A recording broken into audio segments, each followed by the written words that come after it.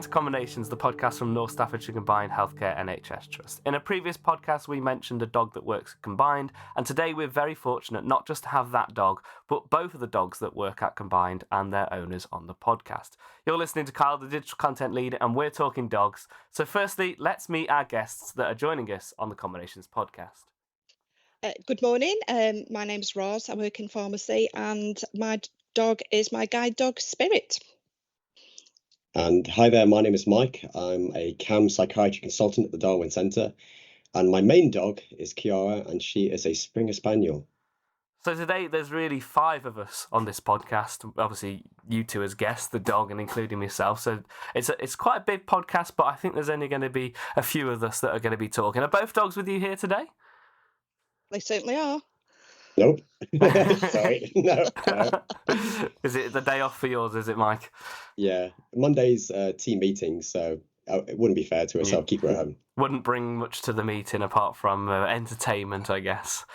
Yeah. My first question is, obviously, it's very warm and muggy in the UK at the moment. How are the dogs doing with the heat? Are they dealing all right at work? So what I try to do, I have a small bites of activity. So I've got fans in my room, lots of water, lots of shade. So then during the heat wave, I make sure that, let's say if she has 10, 20 minutes out with the patients or staff, bring her back in, I'll write it on notes. She can go on to bed and just relax for a little bit and cool down. That's how I've tried to do it in the Darwin anyway. So at the Harplands, we are really lucky. We've got air conditioning in both the dispensary and in the office. In his Spirit's got a bed in each of them and a bowl of water in each. And he also has frozen carrots, which even just mentioning the word carrot, he will be jumping up from under the desk. So he's very lucky to keep getting fed those through the summer. And that's it. Dogs love magic words. They like the W word, which is, I hope there's no dogs listening, but the walk. They love that word. And obviously biscuits, and in Spirit's case, it's carrots. Very much so. So obviously we've sort of had an intro to both of your dogs, but we'll go individual and learn about what each dog does and what their role is at Combined or as a working dog. We'll start with you, Mike, if you want to just explain what is the Darwin dog, because that's what I call it when we go into a bit of conversation. I go, the Darwin dog. So just tell us a bit about Kiara. Sure.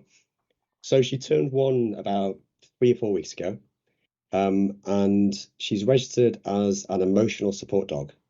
So what that practically means is if there's a clinician such as myself, she would join me on appointments or consultations with patients and families and carers, or even just there to sort of provide a bit of supervision to staff.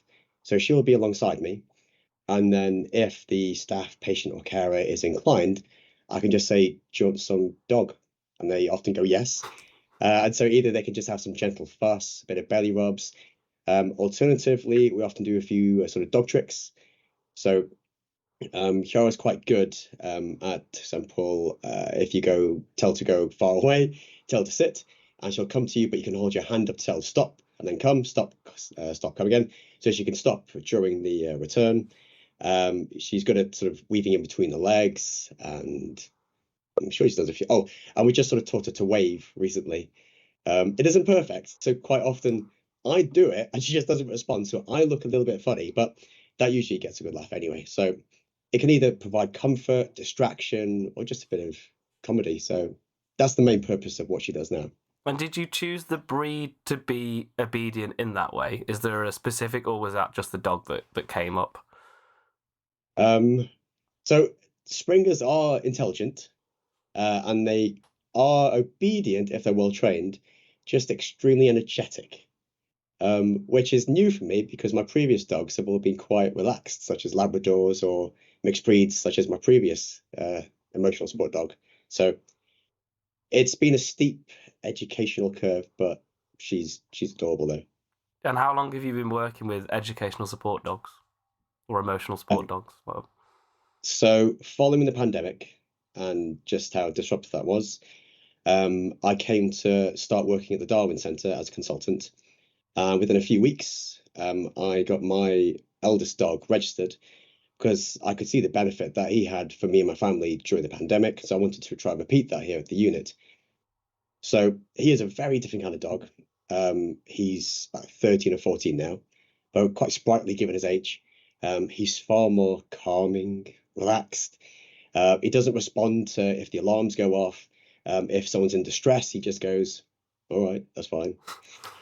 He's good at other tricks, such as he can do left paw, right paw. He can balance about 5 or 6 biscuits on his head.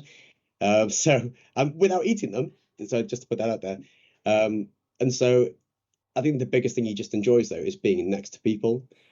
And that's really what I just want to try to capture by here at work. And sadly, with age, his hips started to get a bit worse and his kidneys started to fail a little bit, which, given a dog of 13 or 14 of his mixed breed, I think he's doing pretty well. But it just meant that it was time to start to look at something a bit fairer, because it was hard to sort of commute in for the hour drive, spend hours here and then go back again. So that's why we have Kiara now. And when she's, for example, in season, he may make a brief return. It just shows, though, how you've taken one dog and all those set of skills that you've learned while training with your first one, and now you've moved into Kiara, how the reins have been picked up very quickly by the sounds of it. Well, the good thing is that with Rupert, my previous dog, it's an odd breed, half Staffy, half German Shepherd. He's actually a rescue dog, and he was rehomed when he was maybe 2-3 years, we think. He was out on the streets of Telford, just getting up to trouble. But then he settled down when he was with us. And so, yeah, he's been, I think the best way to evidence his effectiveness is that we actually did a service evaluation last year to look at the effects on both mood, anxiety, and ease of which you communicate for both patients and staff. And the results were so good that we actually got them presented at a psychiatry event. So it also helps kind of prove that what we're doing here is the good stuff, as opposed to just would you say Kiara and Rupert were innovations combined? I know that we haven't been the first, but I'm definitely trying to publicize the benefits of dogs, because I think we can all testify that 100%. A lot of people do enjoy the benefit of dog time. So I think that's what we're trying to do here, just make it known by more people.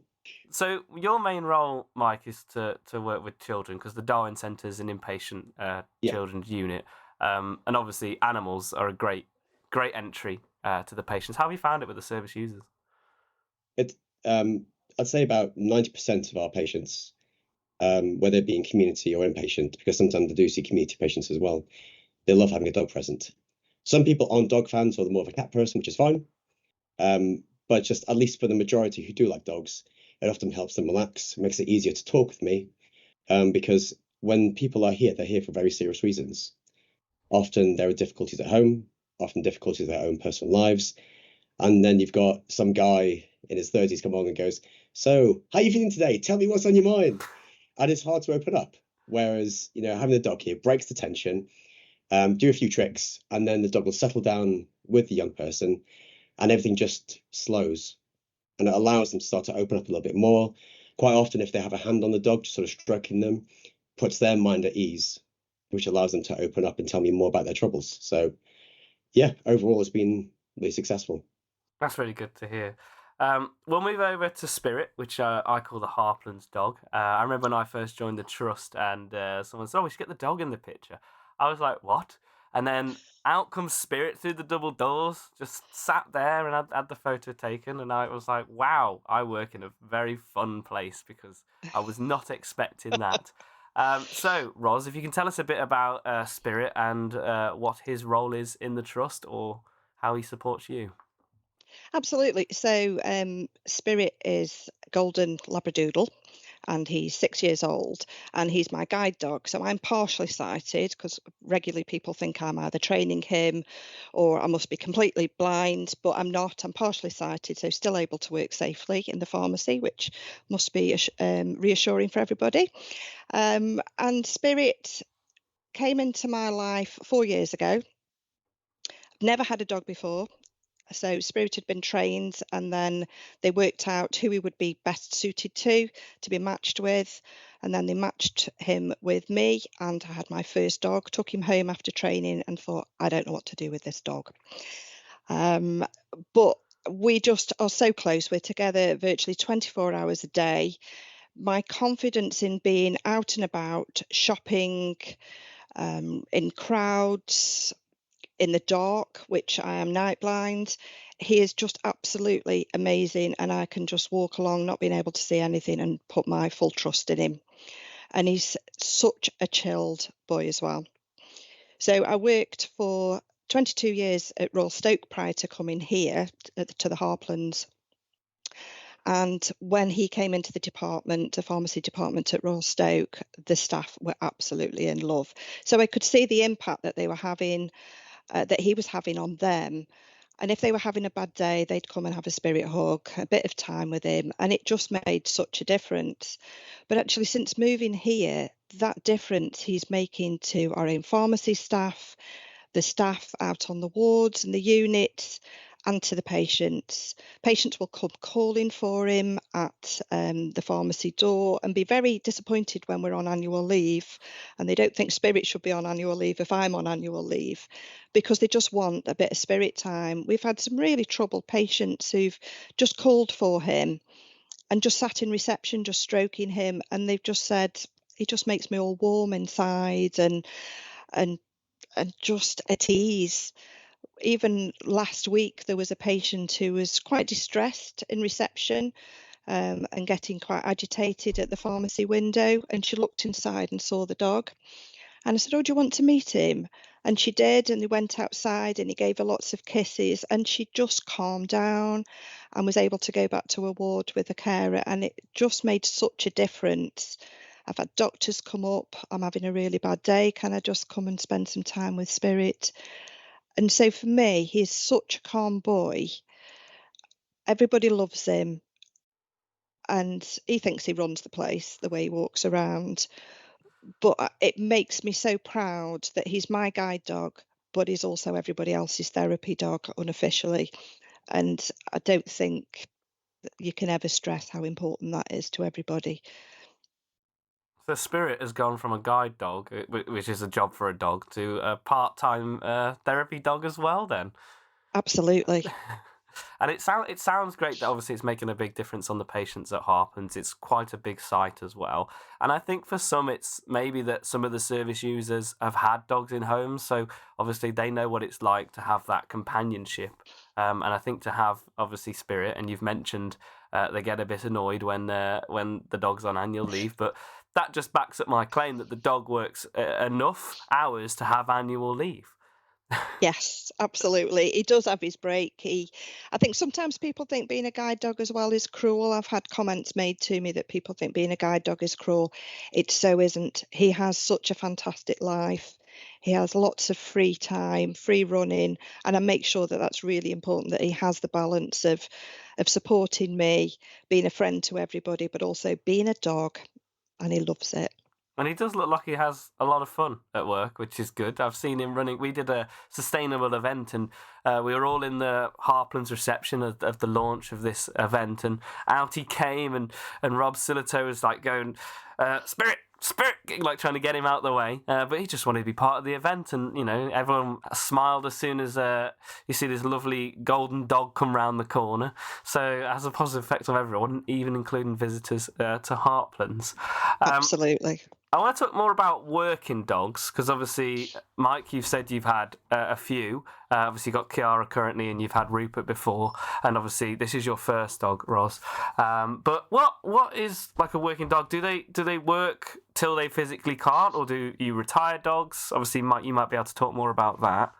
So with Rupert, at least, so when he started working here, although he wasn't paid, he'd put in a good year and a half towards the end of his working career. So he was about 11, 12 when it was sort of time to retire. But I'll be honest, like, had the hips and kidney things not happened, he'd still be here. So it's just more so about the practicalities and what's fair for him. Yeah. So he can still do a small burst. So Kiara, however, can be here for the whole day with me, no problem. She'll go home and still be full of energy. Plus, she's a Springer, so it never stops. Whereas I'd say about 6 months before his retirement, Rupert was getting a little bit more tired, needing a bit more rest. So just sort of trying to be mindful of what the dog wants to do, and sort of it's fair to do. Because obviously a dog would want to be with people all day, but it's also to reflect that it takes energy out of them to interact, run around. So It's a It tricky sounds like you've balance. chosen the well-being of the dog for the well-being of the dog, really, in terms of Rupert. It sounds like Rupert's really trying to capitalise on the return to work policy, retire and return. So he's coming back once a week, which is nice.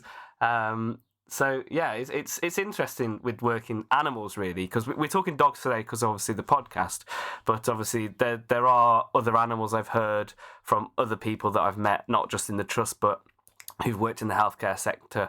I think one of my fiance's aunties worked a lot with Chester Zoo, and she had a lot of animals that were like therapists as well. So there's a lot. Is there any other animals that you've had or introduced? Obviously, probably not in Harplands, but maybe, Mike, in your career, have you seen many more animals as therapists, or just I was going to say items? That's not the word. As animals that have done and helped with therapy. So we've had a few interesting visits over the last year or so. One of our staff members has a gecko at home. I'm pretty sure it's a gecko. And so she's brought it on occasion because some of the kids absolutely love lizards. Others slightly fearful, but a few who do go absolutely wild for it, which is good. We've had one of our senior nurse colleagues as well. She rehomed a cat who unfortunately lost a leg because it was hit by a car. But still extremely cute though. And so she's brought it in for one or two of our patients who were autistic, extremely socially anxious, but absolutely love cats. So that helped them sort of come out their shell a little bit. And last summer, we also, thanks to some funding from Pegasus, we had a sort of animal party visit during the summer holiday. So it was like an educational visit. So there was an animal zoo that came with things like skunks that had the smell glands removed. There's some owls, there's lizards. So I had a whole range of animals that came in the summer. So we do recognise the benefit without relying just solely on the animals, but they do make it a little bit better and easier. And any experiences yourself, Ros, or is it really just you and Spirit over at Harplands? I haven't personally, no, it's just me and Spirit. And as I said before, me and Spirit have been together for 4 years. But I am already thinking about what will happen when Spirit does retire. So Spirit is monitored by the Guide Dogs for the Blind organisation, and at the age of 8 they'll start looking at how long he can actually work for. They'll keep an eye on his physical health, whether he's still enjoying working, because some guide dogs just say, right, okay, get up on a Monday morning and decide that they're not going to work anymore, which I'm sure a lot of us feel like that. But at the moment, he's, at the age of 6, he's definitely looking at carrying on. But unfortunately, by the age of 10, he will have to retire. So I'm trying not to think about that, because it means that he might then not stay with me. He might then be rehomed and go and give and share his love and joy to somebody else. Is there a potential, though, with his work experience, that he could become a full-time therapy dog, though? Maybe not at Harplands, but he's already got it on his resume, so it'd be interesting to see where he can take his unique set of skills, because he's definitely learned on the job. I've wrote some notes for this podcast, and I put other dogs that I could think of that I've heard in conversations. And I mean, I live with some dogs at the moment, but I don't personally have dogs myself. I'm actually a cat person. But I've thought of like other dog roles. We've got like police dogs, we've got the drug dogs, and then one that I really was confused about when I heard it in a sentence, and it's because the context was just missed, was an autistic dog. And I was just like, how did they know the dog had autism? And they looked at me and went, no, it's a working dog, and it apparently helps children communicate, or anyone really, help them communicate. And it's like, oh, just look at the dog and talk to the dog. But I guess therapy dog, guide dog, is there any of the dogs that you can think of that have roles? Because a lot of them, like with the guide dogs and the therapy, they're registered. They almost have their own like nurses pin sort of system, don't they? So there are actually a range of specialist trainings that you can do for certain types of dogs, but quite often it'd be sort of more tailored to certain breeds. So, for example, if you have a diabetic, they're going hypos and low sugar. You have dogs that start to bark or like slap them in the face or something. You also have your epilepsy dogs, which can also alert to the onset of a seizure. There are different levels of therapy dog as well. So mine is registered as an emotional support dog because they join me. However, the next level up, which would be more of a much more formal recognition and certification, will be the therapy dog or the pets as therapy dog. And then, of course, you've got the other specialist areas as well, such as the autism support dogs. But these would be the main ones that we tend to deal with, both in mental health and physical health.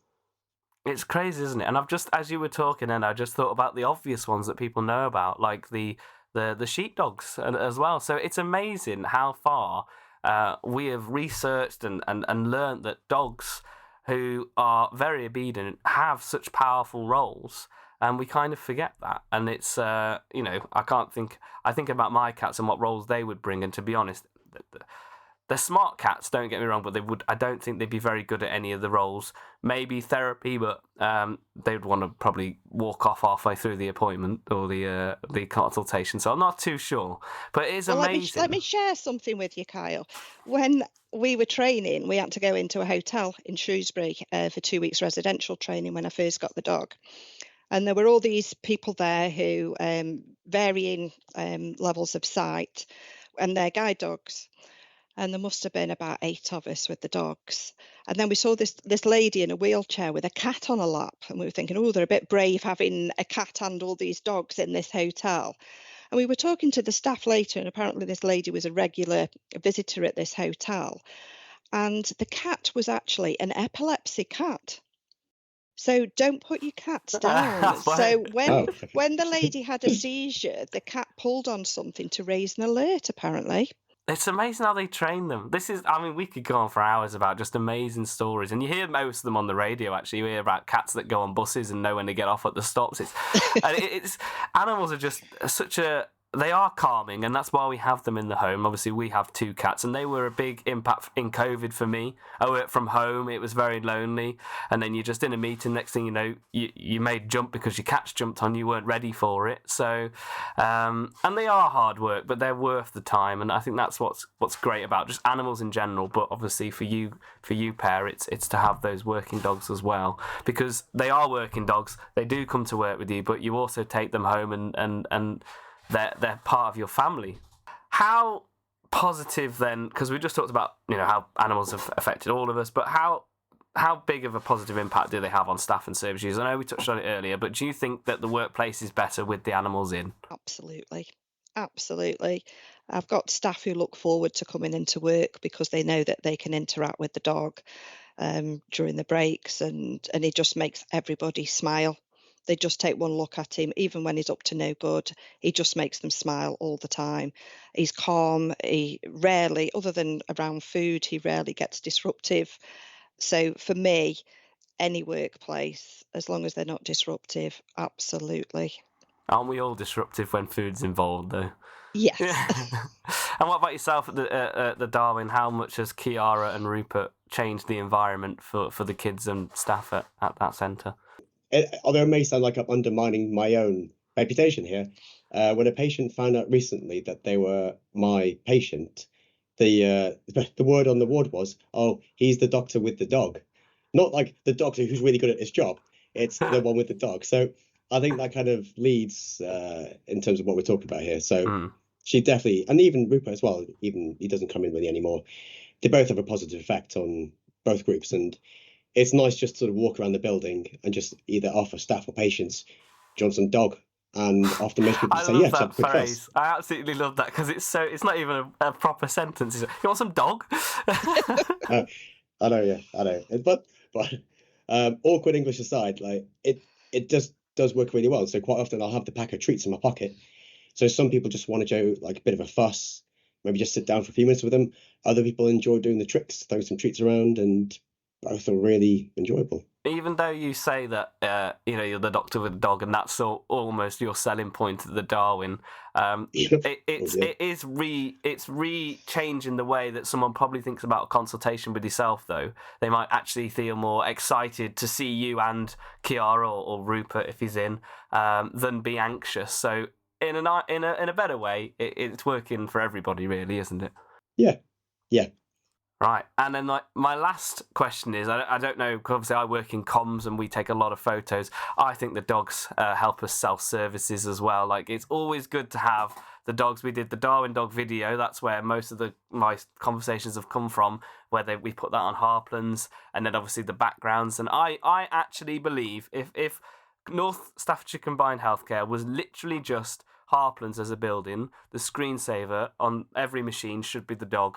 But we can't do that because obviously there are more buildings and more dogs in the trust, and it would just be carnage.